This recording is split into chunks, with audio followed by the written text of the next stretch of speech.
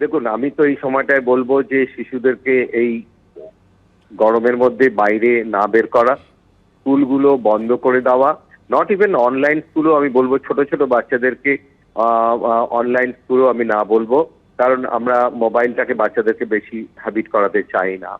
আর দিনে দুবার করে স্নান করানো, আর জলীয় জাতীয় খাবার বেশি খাওয়ানো, আর দুপুরে যাতে কোথাও না খেলা, কিংবা যাদের স্কুল খোলা আছে তাদের যাতে প্রেয়ারটা বাড়ি স্কুল বিল্ডিং এর মধ্যেই হয়, মাঠে না হয়।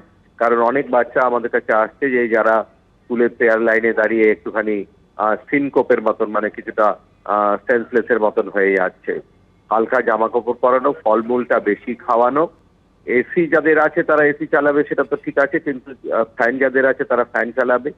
যাদের তাও নেই তাদেরকে যতটা সম্ভব ঠান্ডা, আমরা যেমন ছোটবেলায় অনেক সময় ঠান্ডা, খাটের তলাগুলো ঠান্ডা থাকে, সেইগুলো জায়গাতে একটুখানি আমরা প্রচন্ড গরমে হয়তো রেস্ট নিতাম। তো সেরকম ভাবেই চলতে হবে আমাদের। লিকুইড খাবার, ফলমূলটা বেশি পরিমাণে বেশি, কিন্তু আপনি যদি বেশি প্রোটিন খাওয়ান, এই সময়টা মাছ মাংস বেশি খাওয়ান, তাহলে তখন শরীরে জলের রিকোয়ারমেন্টটা অনেক বেশি বেড়ে যায়। তো সেইটা যাতে না হয় সেটাই দেখতে হবে। ফলমূল, কার্বোহাইড্রেট জাতীয় খাবার খেলে বা ফ্যাট জাতীয় খাবার খেলে কিন্তু অসুস্থ হয়ে পড়বে না। যে গরমে কিন্তু না বের করাই উচিত, কারণ তাদের যদি অন্যান্য কিছু জরুরি দরকারে বের করতে হয়, সেটা কিন্তু আর্লি মর্নিং এবং লেট ইভিনিং এর দিকে বার করা উচিত। আর যারা বাধ্য হয়ে বের হচ্ছেন তাদের ক্ষেত্রে আমি একটা কথা বলবো যে সেই সময় কিন্তু প্যারেন্টসরা তো সাথে থাকবেন, কিন্তু অবশ্যই ছাতা সঙ্গে রাখবেন।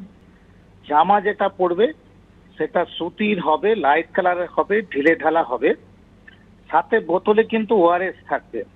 এদিক ওদিক বাইরের জল খাবেন না, লাল নীল জল খাবেন না, বরফ জল খাবেন না, গ্লুকন-ডি খাবেন না, কোল্ড ড্রিঙ্কস খাবেন না। আর একটু বড় বাচ্চারা অনেকে কিন্তু ধরুন চা পান করে থাকে, কফি মন করে থাকে, এটা কিন্তু একদম খাবেন না। তাহলে খাবেন কি? ওআরএস ছাড়া ডাবের জল খেতে পারেন এবং মরশুমি ফলগুলো খেতে পারেন।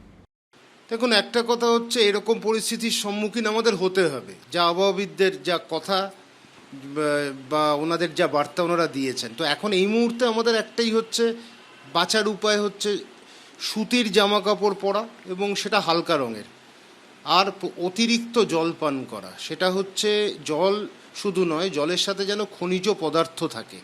সেই খনিজ পদার্থ মানে হচ্ছে ওআরএস হতে পারে, শরবত হতে পারে, ফলের রস হতে পারে, ডাবের জল হতে পারে। এইগুলো ঠান্ডা পানীয় যেগুলো পাওয়া যায় সেগুলো কিছুটা ক্ষতি করতে পারে যদি বারবার আমরা নিই। একটা গলার মধ্যে একটা প্রদাহ তৈরি করতে পারে, আর একটা হচ্ছে জলটা টেনে নেয়। এই জলটা টেনে নিলে কিন্তু পিপাসা বাড়তে থাকে, তখন আবার একটা আমাদের বারবার মনে হয় আমরা ঠান্ডা পানীয় খাই বা পান করি। তো এই জায়গা থেকে ঠান্ডা পানীয় যতটা কম করি ততটা ভালো। নেওয়া যায়, অস্বীকার করার নেই, কিন্তু ঠান্ডা পানীয় নিলে শরীর ঠান্ডা কিন্তু হয় না, গলাটা ঠান্ডা হয়। আর আরেকটা হচ্ছে খাওয়া দাওয়ার ব্যাপারে যেন বিশেষ নজরদারি দেওয়া হয়। সেটা হচ্ছে ফলমূলের ওপর আমরা জোর দিই, শাকসবজির ওপর জোর দিই। তৈলাক্ত খাবার খেলে কিন্তু জলটা টানে, তো সেই ক্ষেত্রে কিন্তু আমাদের পক্ষে অসুবিধা হয়। তো সেই কারণে আমাদের এই মুহূর্তে আমাদের যা যা দরকার, এই খাদ্য আর যদি জল পান, এটাতে আমরা শরীর ঠিক থাকবে। আর যারা বেরোবেন ছাতা নিয়ে বেরোবেন, মাথায় টুপি পরে বেরোবেন, আর 12টা থেকে 4টের মধ্যে যতটা পারবেন দূরে থাকুন। এখন কিছু মানুষের কাজ বাইরে যেতেই হবে, সাংবাদিককে বাইরে যেতে হবে, পুলিশ কর্মীকে বাইরে যেতে হবে, সাফাই কর্মীকে বাইরে যেতে হবে। তাদের কিছুক্ষণ তারা ভেতরে থাকুক, কিছুক্ষণ বাইরে থাকুক, শেডের মধ্যে থাকাটা দরকার। আর ঘামটা যদি ঠিক মতো হয় তাহলে শরীর ঠান্ডা হবে। ঘাম যদি কম হয় তাহলে কিন্তু শেডের মধ্যে থাকাটাই ভালো, কারণ ঘাম যত হবে তত কিন্তু শরীরটা ঠান্ডা হবে। এই বিষয়টা মাথায় রাখা উচিত। তা না হলে হিট ক্র্যাম্পস বা হিট এক্সর্শন এবং শেষে ভয়ানক হিটস্ট্রোক হতে পারে।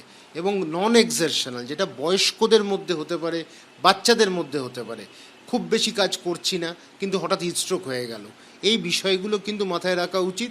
আমার মনে হয় এগুলো যদি আমরা ঠিক মেনে চলতে পারি তাহলে আমরা ঠিক থাকবো।